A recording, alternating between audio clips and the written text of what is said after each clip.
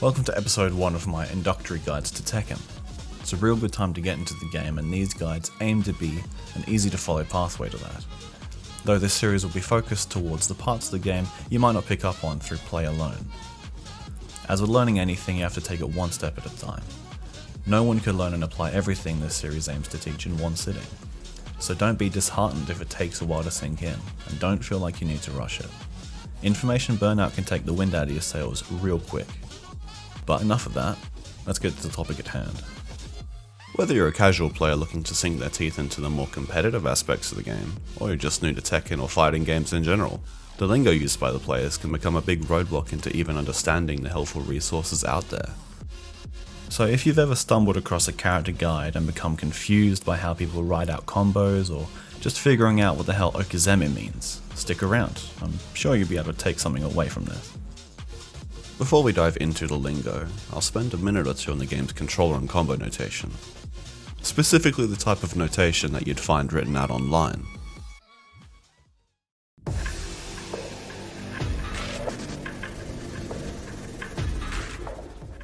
It starts pretty simple. Your left hand controls your movement, your right hand controls your attacks. Movement's written out like this, with up, down, backwards, forwards, down forwards is down forwards, up back is up back, you get it. Your attack buttons are laid out like this, with 1, 2, 3 and 4 equating to these buttons on your controller of choice, and of course, all of their combinations. There are a few states you'll find yourself in while moving around. Running, standing, sidestepping, etc. Here's some of the abbreviations you'll find being used for those states. When it comes to combo notation, things can get a bit confusing. Here's some of the common shortenings you'd find. Another example of abbreviation is in character stances. If your character has a stance and you look up a combo, you'll often find that it's been abbreviated. For example, Jin's State of Zanshin gets shortened to Zen. Here's a couple examples of the combos you'd find written out online.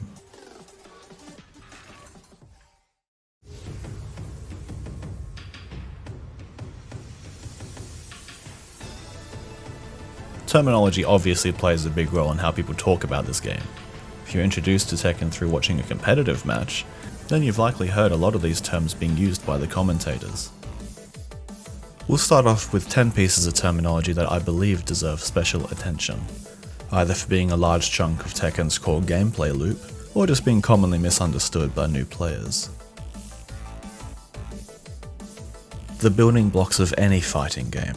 Frame data is your measurement of time. This one is going to take a bit longer to explain than the rest. Essentially, the game is hard locked at 60 frames per second. And every action you take has a startup, active, hit, block, counter hit, and recovery time. They're all measured in frames.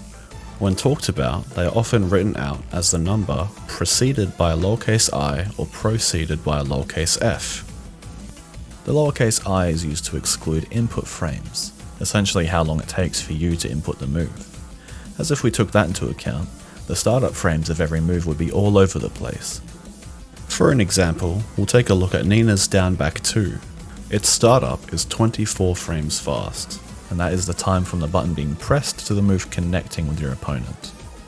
Active frames are the frames in which the hitbox of an attack becomes active, as during any of these frames, if the hitbox encounters your opponent's hurtbox, they either get hit or they block the attack. Nina's down back 2 has 3 active frames. If the move lands, you gain 8 frames of advantage, meaning you regain control of your character 8 frames faster than your opponent. If the move gets blocked, you're left with 5 frames of disadvantage, leaving the opponent to gain control of their character 5 frames faster than you. Should your attack interrupt an opponent mid-swing, it will be treated as a counter hit, often changing the properties of whatever you hit them with. This can lead to more frames of advantage for you, guaranteed follow-ups, or fully fledged combos. And finally, you have recovery frames. These are talked about when a move has been whiffed, meaning that it's failed to connect with your opponent. Recovery frames start once active frames stop, during of which the one who threw out the attack is unable to block, giving a whiff punish opportunity. That's a lot of info for the first term on this list, but it's probably the most important aspect of how the game works. The rest of these shouldn't take as long to explain. These are two blanket terms for a plethora of other lingo. Primarily focused around the defensive movements, such as backdashing, Korean backdashing, sidestepping, sidewalking, dash blocking, and step guarding. When you hear someone being described as having good movement or footsies, it means they're good at all of these things. A character's hurtbox is their boundary for interactions with another character's hitbox. In Tekken, the hitboxes and hurtbox follows a character's model with a fair amount of accuracy, with a few niche exceptions. Yeah, if you touch his butt, you get hurt. That is a hitbox. There are some circumstances where this isn't, or at least doesn't immediately appear to be, the case, which leads us to certain attacks in Tekken have what is known as crushing properties, in which when performing the attacker's hurtbox literally turns off for a set number of frames. This is commonly seen in moves such as hop kicks, where your lower hurtbox is removed, and high crushing lows where your upper hurtbox is removed. If you've ever seen something along the lines of this, you're dealing with an attack being crushed. Now, evasion is very often confused with crushing. Evasion is similar in nature, but where crushing attacks turn off your hurtbox, evasive attacks just involve it moving around your opponent's hitbox. This is seen in moves such as Paul's infamous down forward 2 and attacks known as backswing blows. Neutral can mean one of two things. When talking about inputs, neutral is used to describe not pressing a direction. It's often visualized with a star symbol. The more interesting definition is when using neutral to describe a game state. Neutral represents the empty space in gameplay when neither player is locked into a reactive state, as they would be while blocking or knocked down. Neutral is where positioning, reflexes and predictions are the most rewarded, as either player fights for an advantage through aggressive movements to bait an opponent into attacking, all while trying to avoid unnecessary risk. Neutral is one of the deepest facets into Tekken's core gameplay, and it would be impossible to fully explain it in a short paragraph, but that should be good enough for now. Everyone who's played a competitive game in the past has come into contact with these two, although I believe that they're used interchangeably by those recently affected by them, but I think there's a key difference in differentiating these two terms. A gimmick leans towards being what's known as a knowledge check, being something that most would rarely run into and very rarely know an answer to. This could be something like a certain string that your opponent hasn't learned to deal with, or a stance that they are also unfamiliar with. Gimmicks lose potency the more knowledgeable a player becomes, but what doesn't lose potency at any level is cheese, which is used to describe an attack or tactic with a very favourable risk-reward ratio. Something that requires far more out of a defender to deal with than an attacker to perform. This can include throws, reactable power lows such as Brian's launching Snake Edge, playing martial law on a 3-bar Wi-Fi connection, anything that requires no effort on your part to use, but an immense amount of effort on their part to deal with.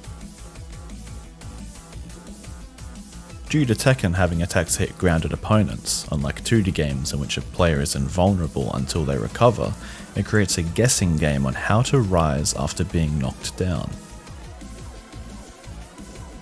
The term Okizeme is used to describe the offensive tactics used on players while they are in this vulnerable state.